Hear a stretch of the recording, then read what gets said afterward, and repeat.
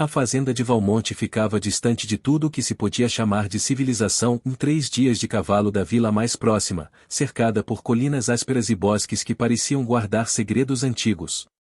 Ali, a terra endurecida pelo vento era tão resistente quanto a vida daqueles que a habitavam.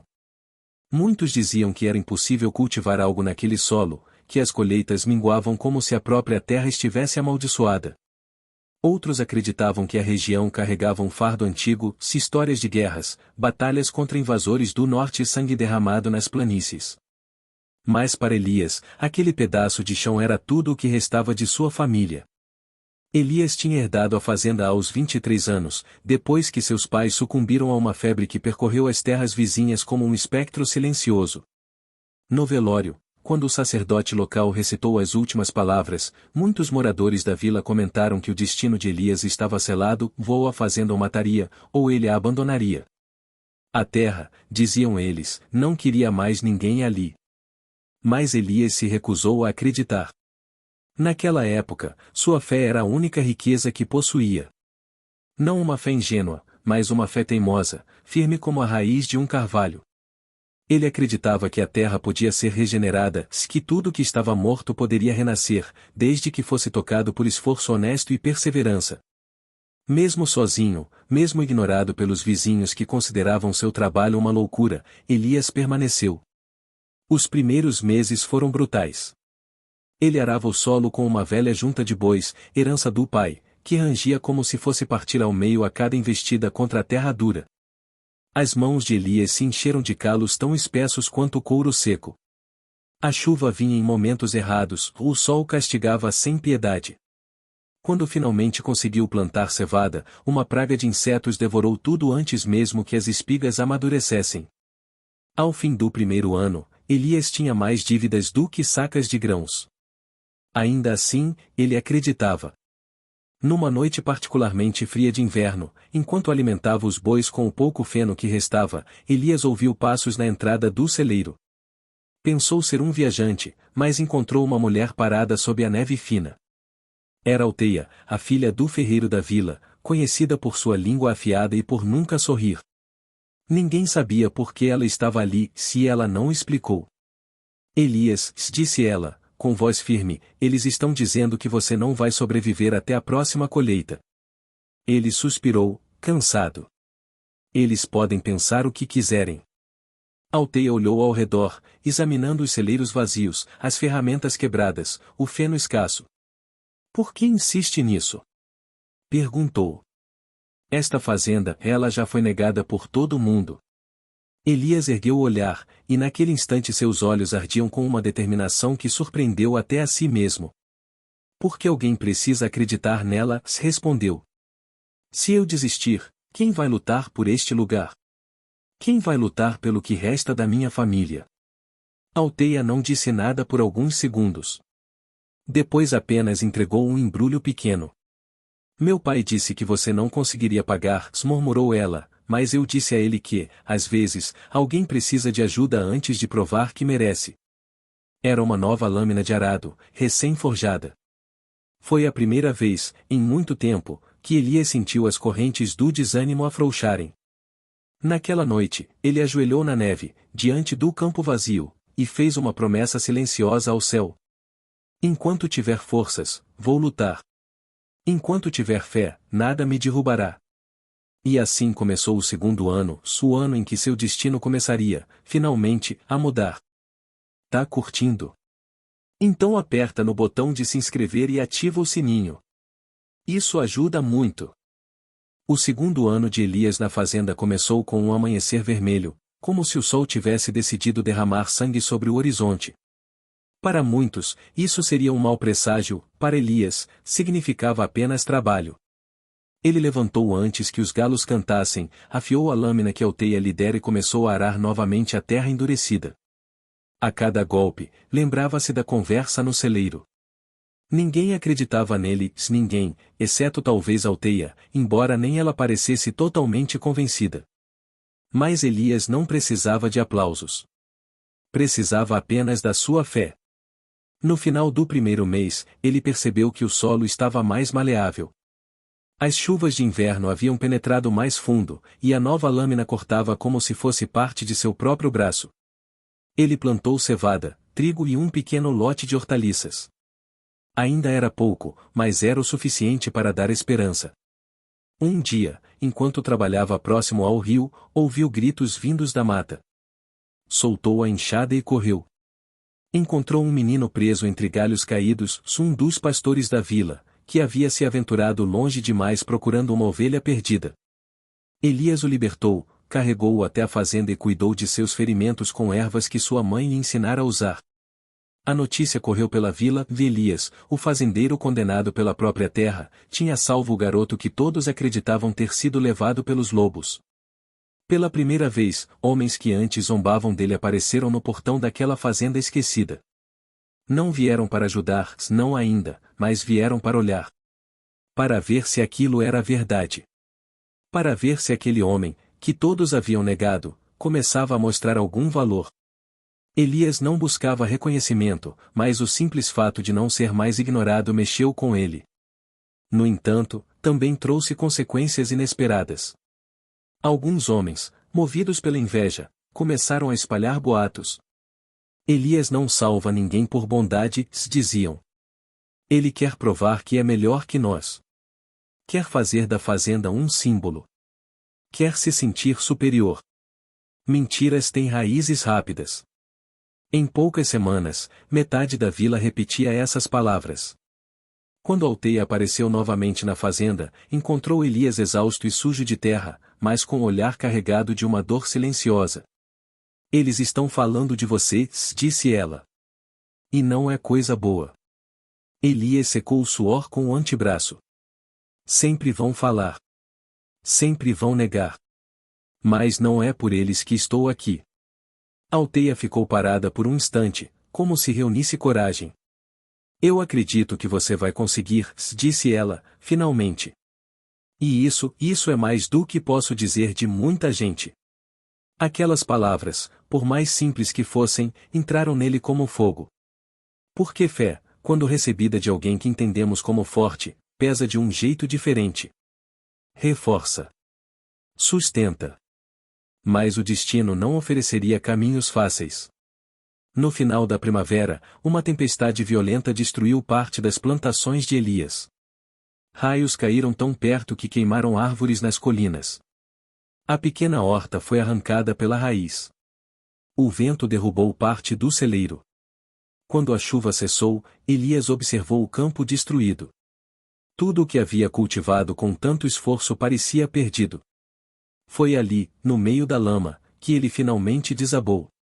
Caiu de joelhos, socou a terra úmida, gritou para o céu enquanto a voz se quebrava dentro dele. O que mais quer de mim? Rugiu. Quanto mais eu preciso dar? O silêncio que veio depois foi tão profundo que parecia uma resposta. Mas antes que a sombra do desespero o engolisse, sentiu uma mão tocar seu ombro. Alteia havia vindo.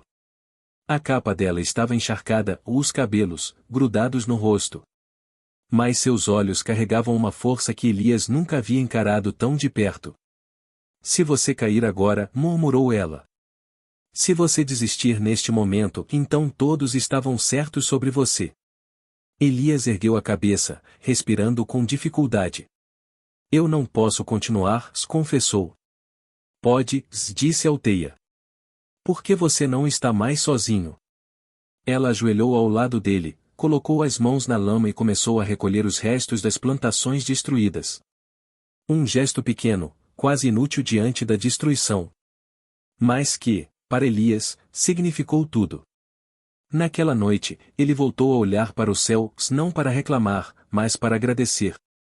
Porque, às vezes, fé não é apenas acreditar que o impossível pode acontecer. Fé é continuar, mesmo quando tudo parece perdido e mesmo quando ninguém acredita.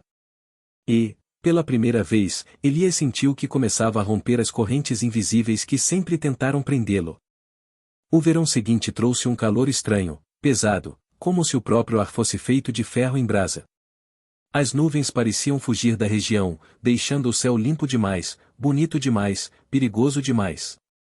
Elias sabia que aquilo não era um bom sinal. Quem trabalha com a terra aprende a ler o céu como outros leem pergaminhos. As chuvas atrasaram. As sementes que ele e Alteia haviam replantado após a tempestade começaram a brotar, mas o solo rachava em torno delas, como se a terra estivesse sedenta, faminta, à beira de renunciar à vida. Mesmo assim, Elias continuava indo ao campo todos os dias, regando o que podia com água do poço e do riacho. O trabalho era exaustivo, quase insano, carregar baldes e mais baldes, subindo e descendo o terreno, enquanto o sol castigava sua nuca como um carrasco silencioso.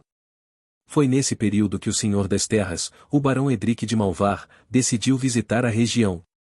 Montado em um cavalo negro, com um manto vermelho e um séquito de soldados, ele desceu pela estrada de pedra como se estivesse inspecionando um domínio esquecido.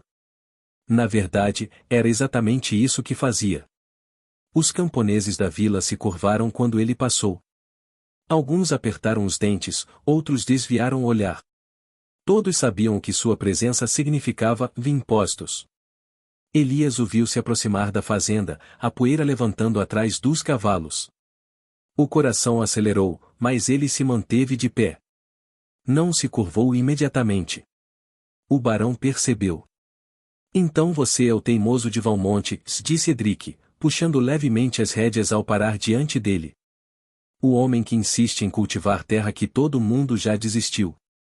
Sou apenas um fazendeiro, milord, respondeu Elias, com respeito, mas sem se humilhar além do necessário.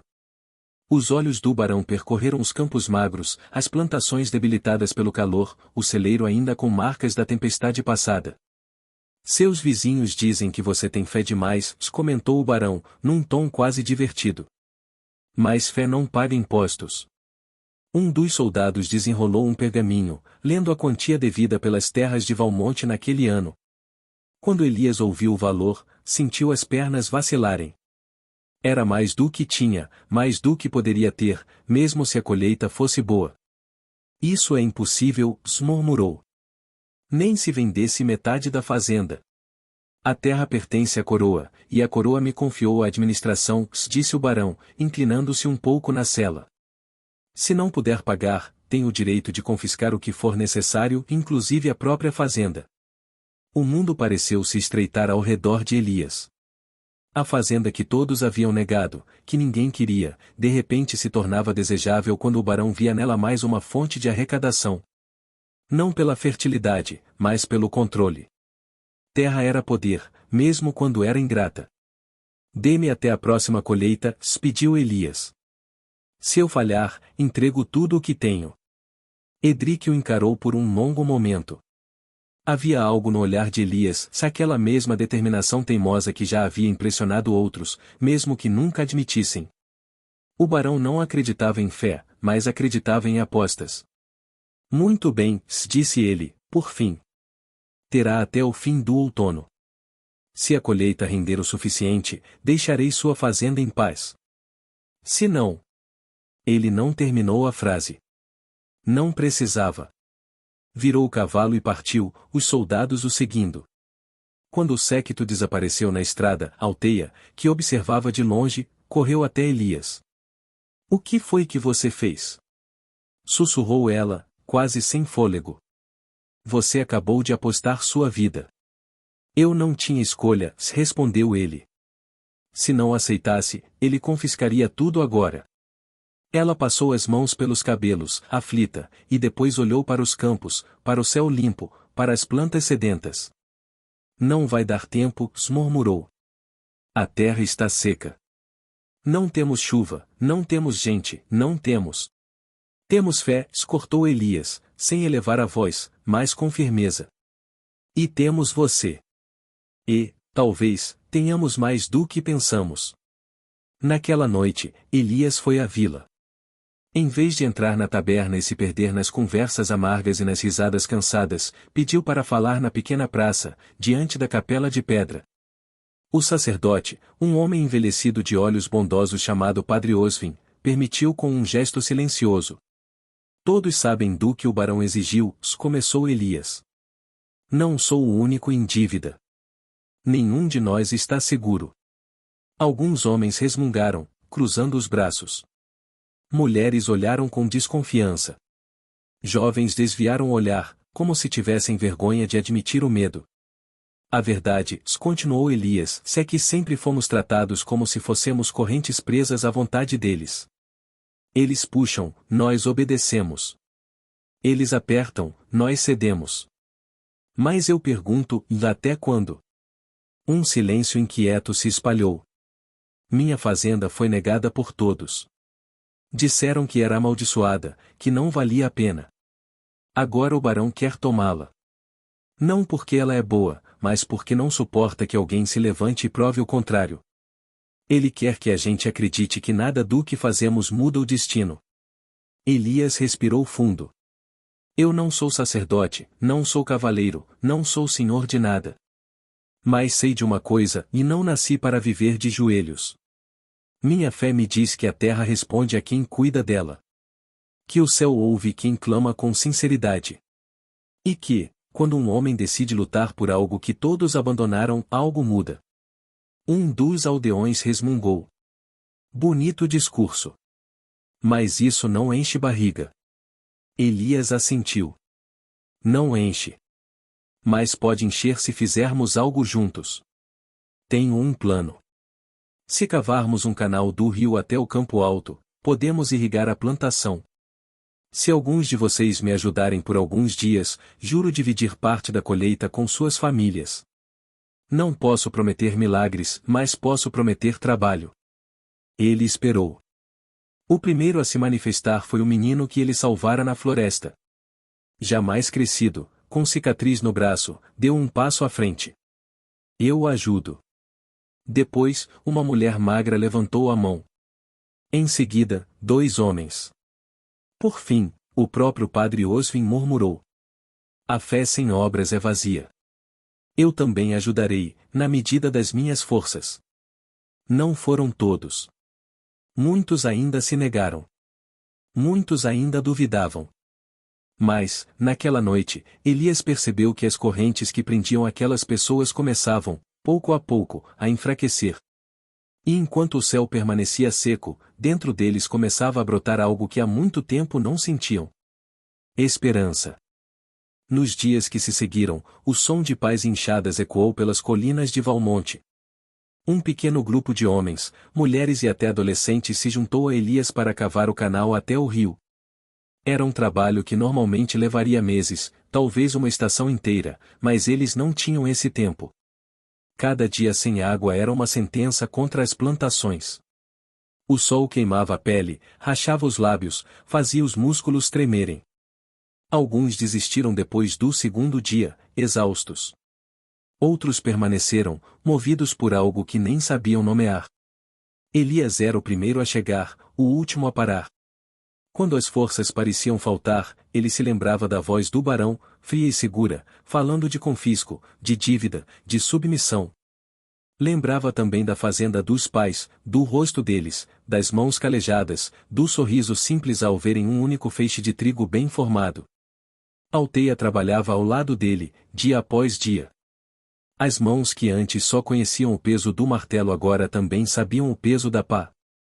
À noite, voltava para a forja do pai, batendo ferro incandescente para consertar ferramentas quebradas, afiando lâminas, ajustando cabos. Parecia carregar fogo por dentro e por fora. Você vai se destruir nesse ritmo, disse Elias certa noite, ao vê-la esfregar os ombros doloridos. Ela deu de ombros. Não sou feita de vidro. E alguém precisa garantir que essa sua loucura funcione. Ele sorriu de canto. Você ainda acha que é loucura? Ela hesitou, olhando para o canal que já avançava alguns bons metros em direção ao rio. Não sei mais, confessou. Mas sei que, quando estou aqui, sinto que estou lutando por algo que faz sentido. Ao saber que pessoas da vila se reuniam para trabalhar na fazenda de Valmonte, alguns dos mais influentes começaram a se incomodar. O ancião do conselho local, que sempre preferiu manter a paz através da submissão discreta, chamou Elias para uma conversa. Você está atiçando o espírito deles, disse o velho, franzindo o senho. Gente que trabalha unida começa a fazer perguntas. O barão não gosta de perguntas. Ele também não gosta de fazendas que se recusam a morrer, retrucou Elias, sem agressividade, mas sem recuar. Você pode colocar todos em risco, se insistiu o ancião. Se ele entender isso como desafio, não virá tirar apenas sua colheita. Virá tirar mais. Elias sabia que havia verdade naquelas palavras. Mas também sabia que viver o resto da vida com medo não era mais uma opção. Com todo respeito, respondeu, já vivemos em risco. A diferença é que agora estamos arriscando por algo nosso, não apenas por vontade deles. O ancião suspirou, balançando a cabeça. Não concordou, mas também não o denunciou. À sua maneira, aquilo já era um gesto. Depois de semanas de esforço, o canal finalmente encontrou o rio. Quando a pá de Elias quebrou a última camada de terra, a água começou a escorrer, tímida no início, depois ganhando força.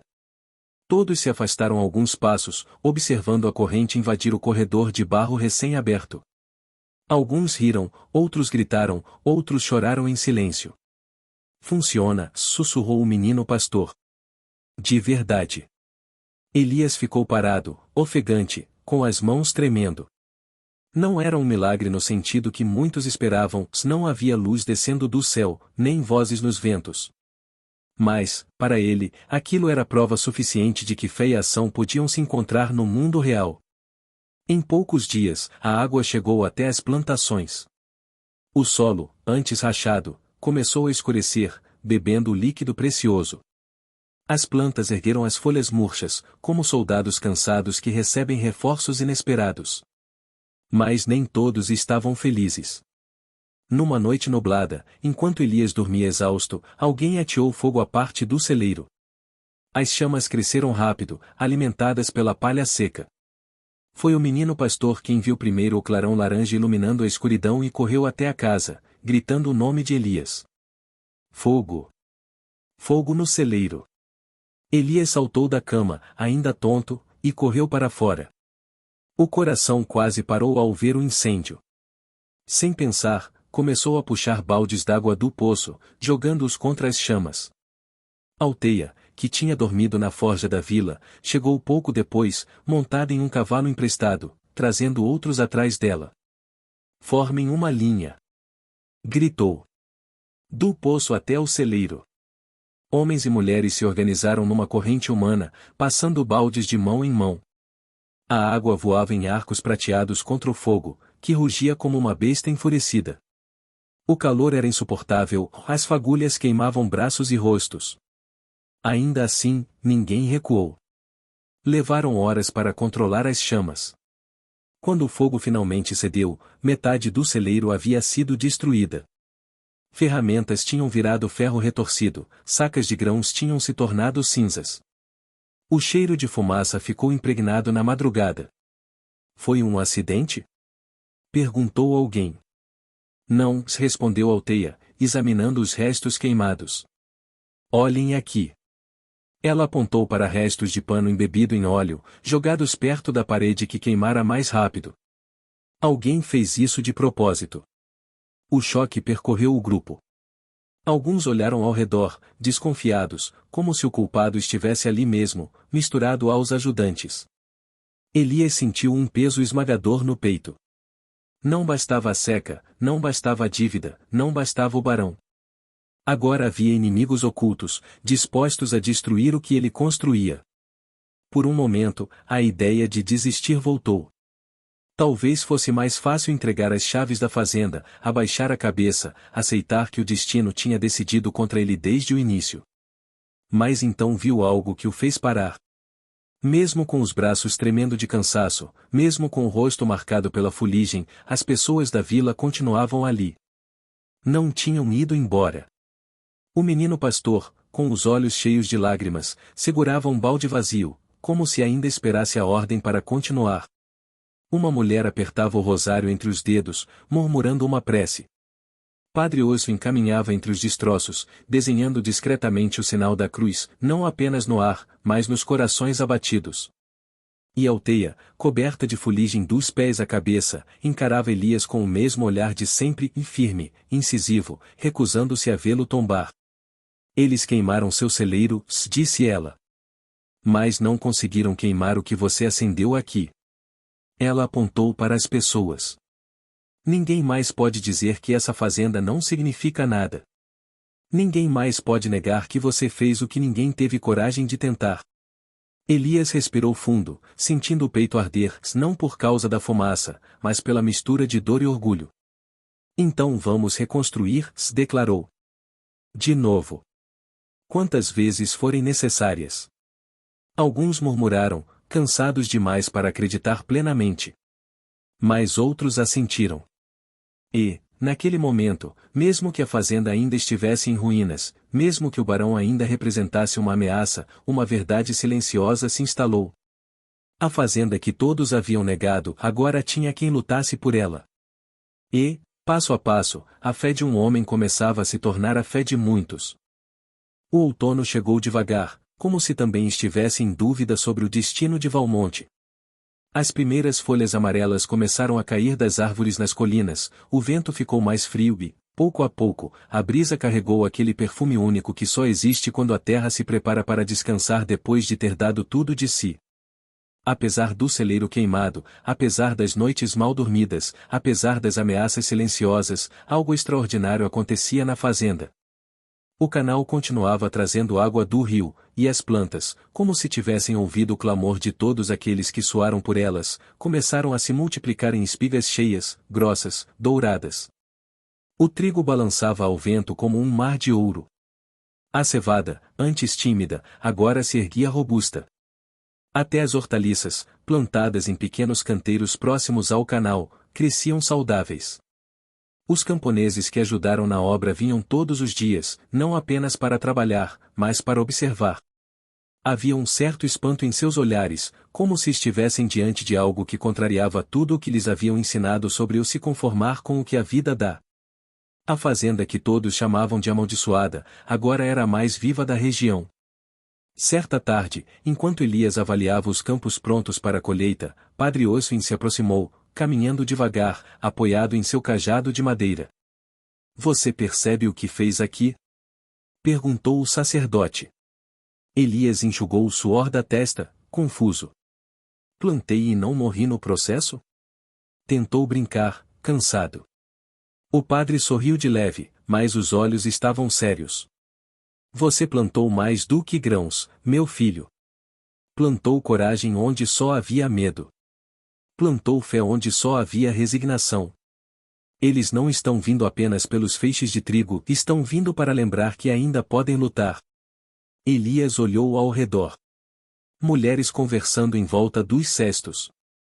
Jovens ajudando os mais velhos a erguerem atados de trigo. O menino pastor correndo de um lado para o outro, rindo, sem o peso de uma infância marcada apenas por falta e medo. Alteia, de mangas arregaçadas, ajudando a amarrar os feixes com cordas grossas. Algo aqueceu dentro dele. Eu só queria salvar a fazenda dos meus pais, murmurou.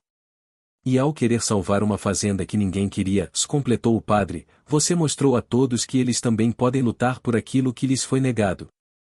A colheita começou. Por dias, os campos ecoaram com o som de foices cortando, risadas cansadas, passos apressados, vozes chamando por ajuda, orações murmuradas ao amanhecer. O novo celeiro ainda estava em construção, levantado a partir dos restos do antigo, mas já era possível armazenar parte dos grãos em galpões improvisados, cobertos com tábuas e lona. Quando as pilhas de sacas começaram a se formar, alguns duvidaram do que viam. Nunca, em toda a memória recente, a fazenda de Valmonte tinha produzido tanto. Aquilo não era apenas uma boa colheita.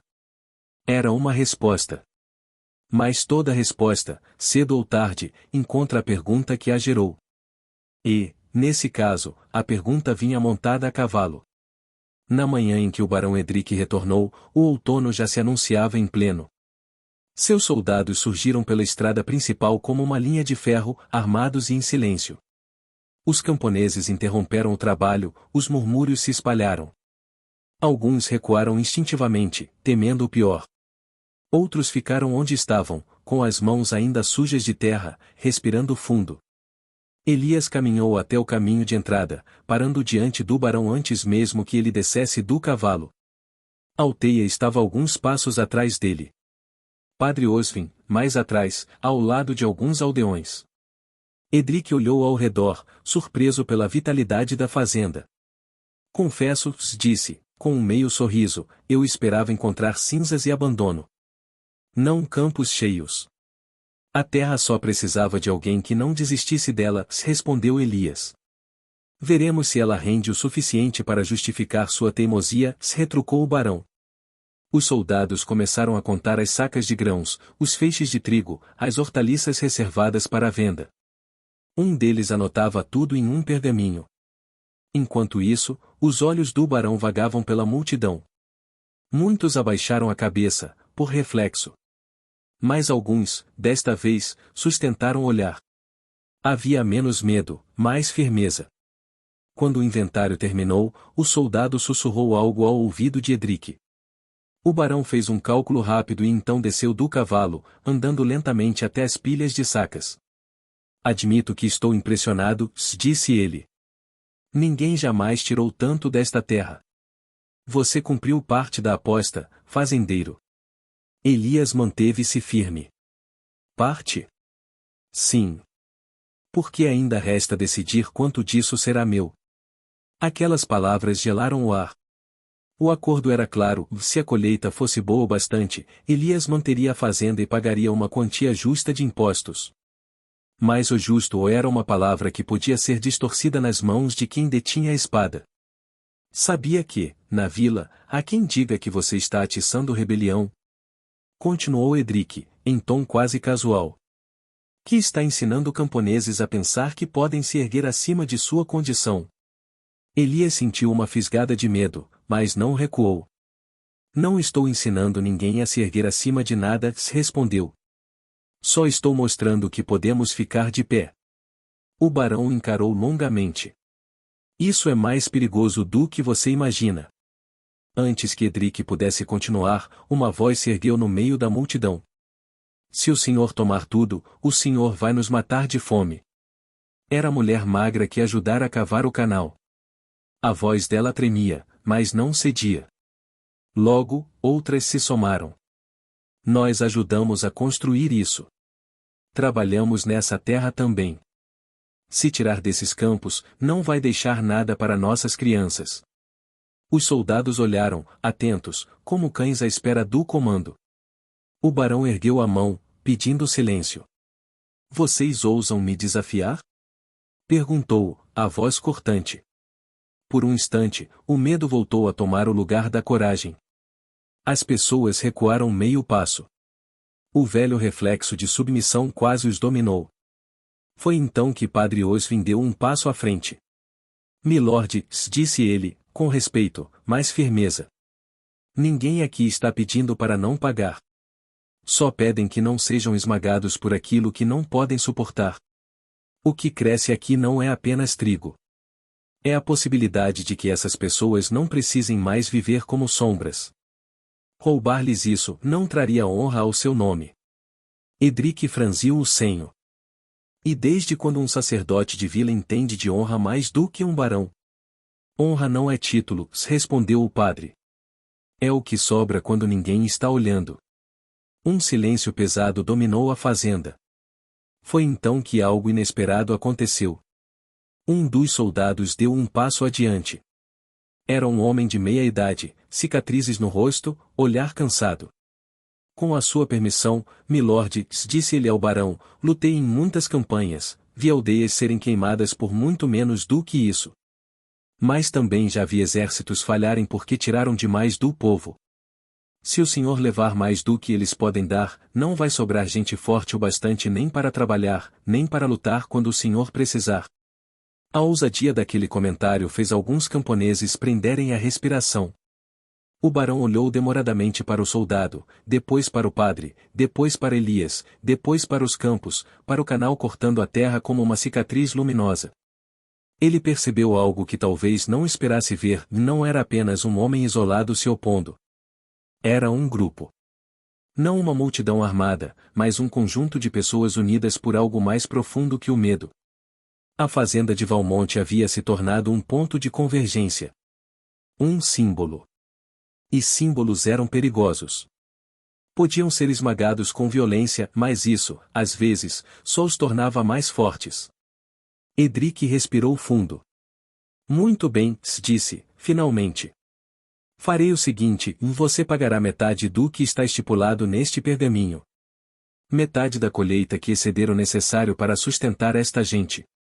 Nem um grão a mais. Em troca, você e os outros não levantarão armas contra meus homens, nem espalharão discursos de rebelião. Alguns ficaram aliviados. Outros pareciam insatisfeitos. Elias, porém, entendeu o que aquilo significava. O barão estava cedendo. Talvez não por bondade, mas por estratégia. Ainda assim, era uma brecha. Aceito, respondeu Elias. Mas não tenho como prometer que as pessoas não vão falar. Não posso controlar o que nasce no coração delas. Edric o encarou por mais um instante. Depois, um sorriso breve, quase involuntário, tocou a borda de seus lábios. Então se certifique de que o que nasce aí dentro vale a pena, murmurou ele. E que não se torne algo que eu precise esmagar. Com isso, ele montou novamente em seu cavalo, deu ordens aos soldados e partiu. Parte da colheita foi levada, sim. Mas o suficiente ficou. Suficiente para alimentar famílias, para trocar por ferramentas, para comprar animais, para reconstruir o celeiro com ainda mais força. Naquela noite, quando o sol se escondeu atrás das colinas, Elias caminhou até a entrada da fazenda. Levou consigo 2 correntes velhas, restos de ferros que o pai usava para prender carroças. Com a ajuda de Alteia, que trouxe um martelo e pregos, fixou as correntes em um grande pedaço de madeira. Num gesto decidido, ergueu o martelo e quebrou cada elo no meio, um a um, até que as correntes ficaram pendendo, partidas, expostas como testemunhas. O que é isso? Perguntou o menino pastor. Elias olhou para o improvisado símbolo. Um lembrete, disse. De que por muito tempo fomos mantidos presos por correntes que só existiam aqui dentro. Tocou o próprio peito. Pelo medo. Pela crença de que nada podia mudar. Pela ideia de que alguns lugares, algumas vidas, estão ou decididas ou desde o começo. Esta fazenda foi negada por todos. Diziam que era amaldiçoada, que não valia o esforço. Mas alguém decidiu lutar por ela. E agora, olhem ao redor. Eles olharam. O novo celeiro tomando forma. As pilhas de grãos. O canal brilhando sob a lua. Pessoas conversando, rindo, construindo, planejando o próximo plantio. Padre Oswin aproximou-se do símbolo das correntes quebradas e fez o sinal da cruz, não como um ritual vazio, mas como quem reconhece um altar improvisado erguido pela própria vida. Às vezes, disse o padre, o maior milagre não é ver algo impossível acontecendo de repente. É ver um homem se recusar a cair, dia após dia, até que o impossível não tenha outra escolha a não ser ceder. Alteia cruzou os braços, com um meio sorriso. Só não deixe isso subir à sua cabeça, provocou Elias. Ainda tem muito chão para capinar. Ele riu, aliviado, e olhou para ela. Você ficou quando todos foram embora, disse, em voz baixa. Isso eu nunca vou esquecer. Ela deu de ombros, mas seus olhos brilhavam. Alguém precisava acreditar em você quando nem você lembrava direito de acreditar em si mesmo. Naquela noite, a fazenda de Valmonte adormeceu diferente. Não era mais apenas um pedaço de terra difícil, empurrado para longe da vila, esquecido, amaldiçoado pelas histórias antigas. Agora era um lugar onde as pessoas sabiam que podiam se juntar para construir algo melhor. Um lugar onde a fé não era só oração, mas pá, enxada, canal, mão calejada e coração firme. E, enquanto o vento de outono corria pelos campos, fazendo o trigo remanescente sussurrar como vozes em oração, uma verdade silenciosa ecoou entre as colinas. As correntes que mais aprisionam não são de ferro, mas de medo. E quando um homem decide lutar, com fé e determinação, por aquilo que todos já haviam negado, o mundo ao redor não tem opção senão começar a mudar.